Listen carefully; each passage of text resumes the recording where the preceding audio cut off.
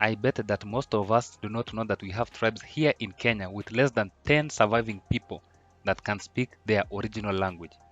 And these tribes are on the brink of extinction. One of them is the Yaaku tribe. I am Butuk, and I'm here today to honor the request by one of the fans to review the Yaaku tribe and the relationship they have with the Rendile tribe of Kenya. The Yaaku are a people who are said to have lived in the regions of southern Ethiopia and central Kenya, possibly through the 18th century. The language they spoke is today called the Yakunte.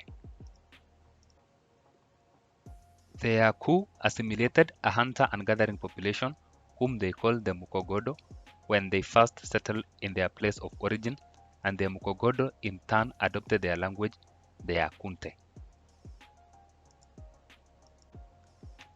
As of today, the Yakunte tribe has an estimated population of between 4,000 and 6,000 people, and reports show that there are not more than 10 surviving people of the tribe who can fluently speak the Yakunte language, which is their cultural identity. The name Yaaku is said to be a Southern Nilotic term for hunting people, while the Mukogodo is a Yakunte word meaning people who live in the rocks. The Yaaku speakers moved into Kenya from southern Ethiopia in the 18th century, and at this time they were herders and cultivators.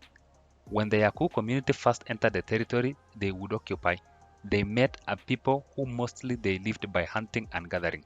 However, they distinguished themselves from this population by means of residence. This population lived in caves, and the Yaaku came to call them the Mukogodo, a name which means the people who live in the rocks in the Yakunte language. The Yaaku assimilated them, and the Mukogodo people then adopted their language. The broad Mukogodo understanding of the decline of the Yaaku identity is that the speakers were assimilated by another food-producing people, a process that happened over a long period of time. During this period, the Yaaku speaking Mukogodo maintained their way of life and the Yakunte language. The Mukogodo were later assimilated again to the pastoralist culture of the Maasai in the first half of the 20th century, that is, in the 1920s and 1930s, although some were still the beekeepers. As a result of the decision to transition to pastoralism, the Mukogodo and the Yaaku people largely gave up their Cushitic language, Yaaku, for the Eastern Nilotic Maasai language between 1925 and 1936.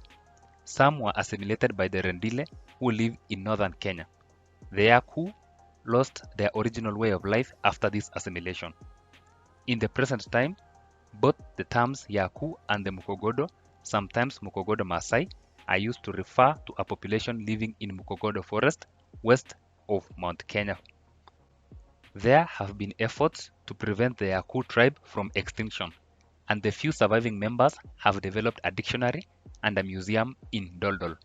In conclusion, there is no relationship between the Yaaku tribe and the Rendile, except for the assimilation, a threat that is also faced by the Rendile people, which the southern Rendile are being assimilated by the Samburu.